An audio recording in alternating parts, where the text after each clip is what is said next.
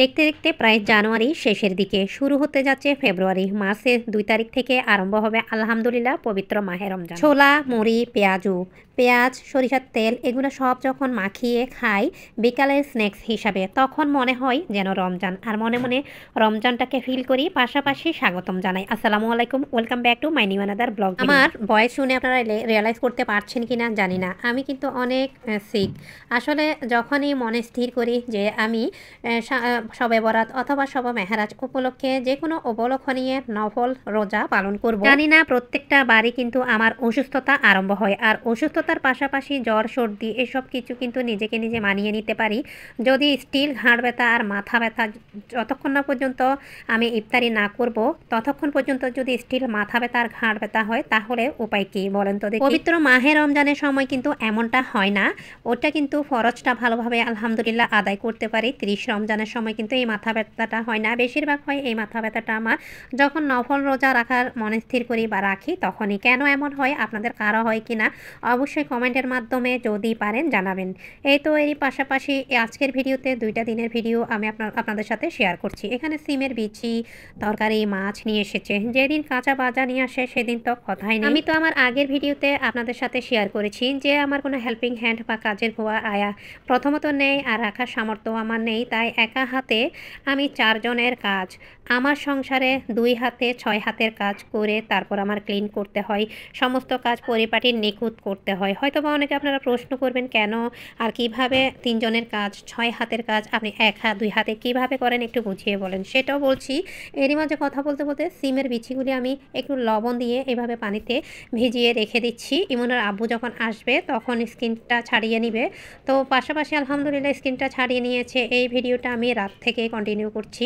তো আমি যখন ছোলা মুড়ি খাচ্ছিলাম সেটা হচ্ছে আসরের সময়, যদিও এই যে আমি আপনাদের সাথে ভয়েস ওভার করছি সেটা কিন্তু সব মেহরাজের আরও বেশ কয়েকদিন আগের ভিডিও ছিল। তো রাত্রে ইমনের আব্বু স্কিন ছাড়িয়ে নিয়েছে বসে, পাশাপাশি আমার ইমনও কিন্তু সাহায্য করেছে সিমের বিচিগুলো ছাড়তে, আর আমি মাছগুলো কেটে ফ্রিজে রেখে দিয়েছিলাম।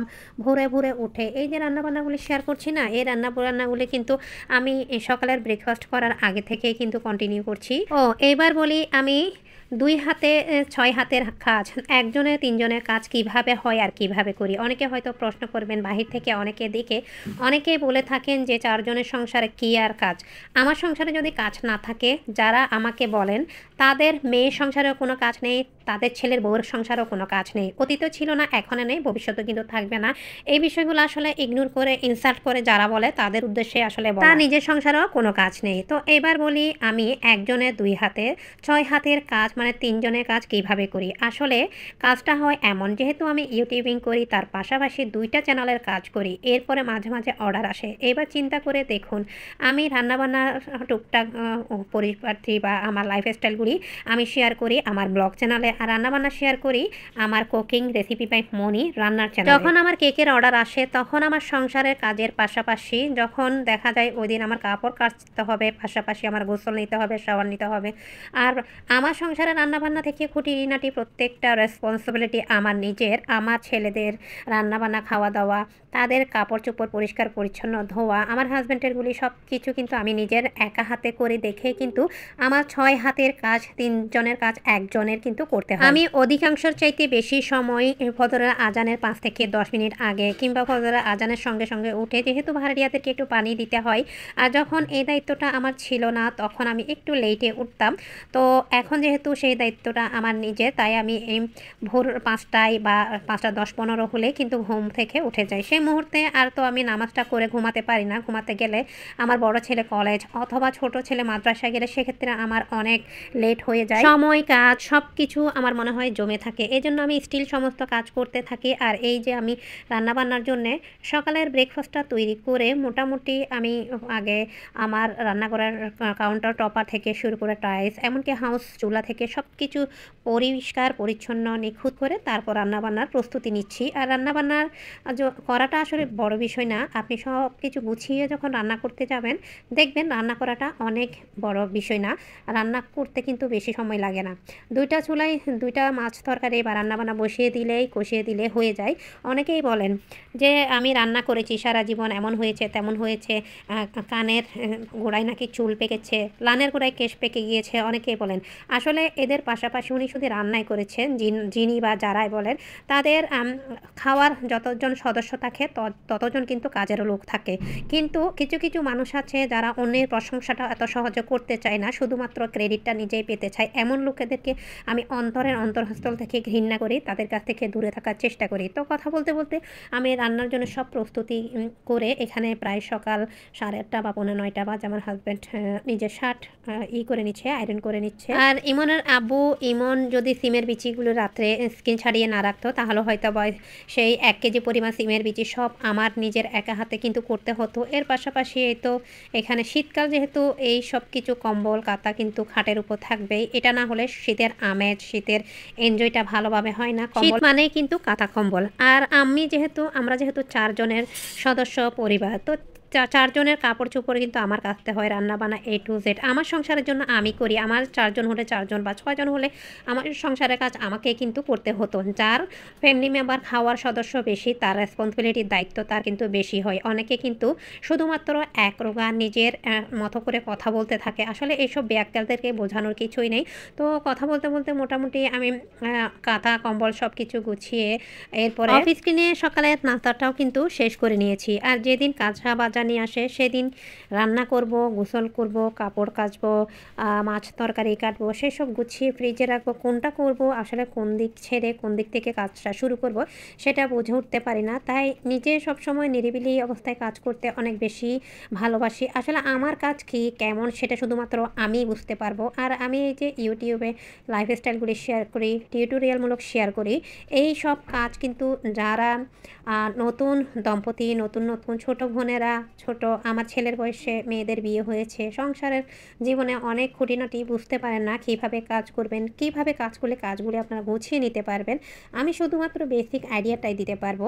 আমি এই যে কয়েকটা কমন কথা প্রত্যেকটা ভিডিওতে শেয়ার করে থাকি, কিন্তু সব কিছু যে ডিটেলসই আমি হাতে করে শিখিয়ে দিতে পারবো আসলে এমন না।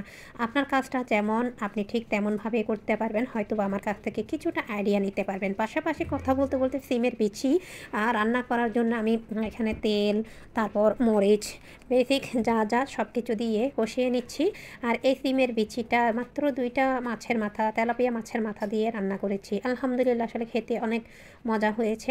আর সিমের বিচি এই ক্যাটাগরির রান্না, যে কোনো একটা রান্না ভালো, যেটা আমার ফ্যামিলির ভালো লাগে খেতে, সেই ধরনের একটা রান্না করলে কিন্তু আলহামদুলিল্লাহ আমাদের 4 জনের 2 বেলায় 8 জন এনাফ।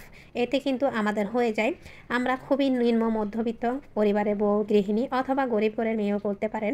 তাই আমাদের খুব আহামরি চাওয়া পাওয়া নেই। যতটুকু যেভাবে হাসব্যান্ড নিয়ে আসে ঠিক ততটুকু নিয়ে আলহামদুলিল্লাহ করার চেষ্টা করি। আর ইউটিউবে কিন্তু অনেক টিউটোরিয়ালমূলক ভিডিও আপলোড করে। যেহেতু আমি কেক বেকিংয়ের কাজ করি, তাই আমি কিছু একটা করব খুব আহামরি যে আমার অর্ডার আসে এমন কিন্তু না। তারপরে কিন্তু আমি হাল ছাড়ি না, কষ্ট করি। আমি আজ থেকে 3-4 বছর আগে, প্রায় 4 বছর আগে থেকে ইউটিউবিং করি, কিন্তু আমি অধৈর্য অথবা হাল ছেড়ে দিয়ে এই বসে থেকেছি এমন না। অনেকেই কিন্তু আজকে ইউটিউবে আসে, আগামীকালকে সফলতার আশায়।